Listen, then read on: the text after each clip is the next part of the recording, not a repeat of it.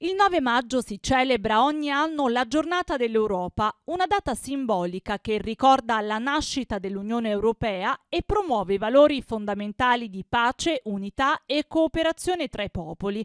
La celebrazione si ispira alla dichiarazione Schuman del 1950, che gettò le basi per la costruzione di un'Europa unita.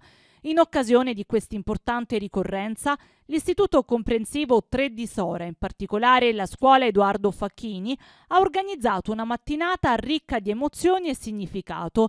Gli alunni dell'istituto hanno condiviso con i numerosi presenti riflessioni sul tema dell'Europa, sottolineando l'importanza della solidarietà e della collaborazione tra i Paesi membri.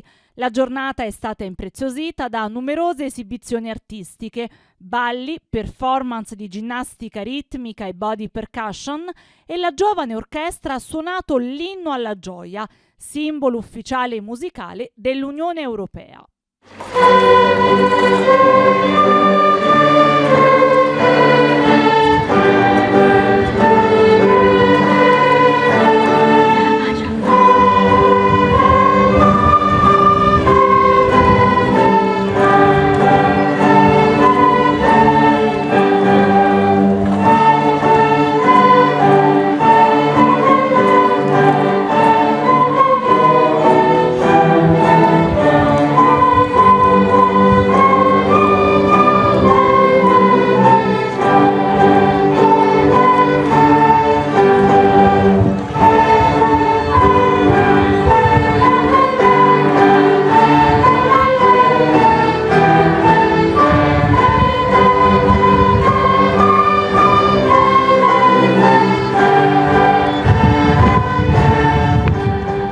La dirigente scolastica Donatella Antonellis ha sottolineato l'importanza dell'iniziativa, che ha rappresentato non solo un momento educativo, ma anche un'occasione per rafforzare il senso di appartenenza all'Europa.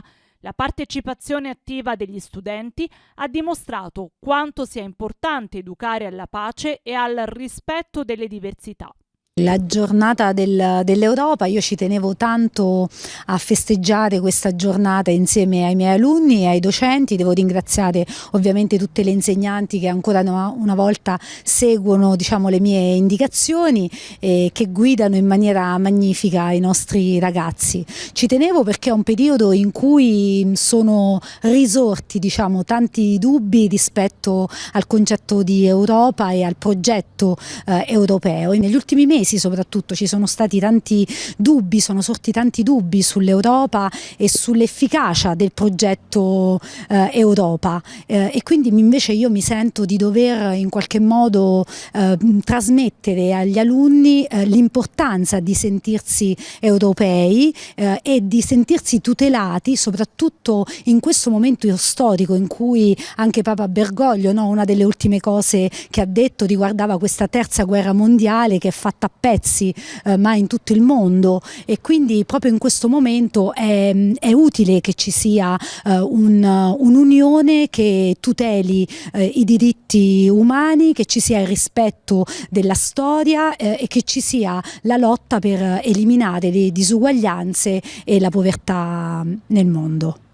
A margine della festa dell'Europa è stata posta una rosa bianca, simbolo di purezza e impegno per la non violenza, sulla panchina rossa dedicata ad Antonietta Esposito, uccisa a soli 19 anni il 10 maggio 1963.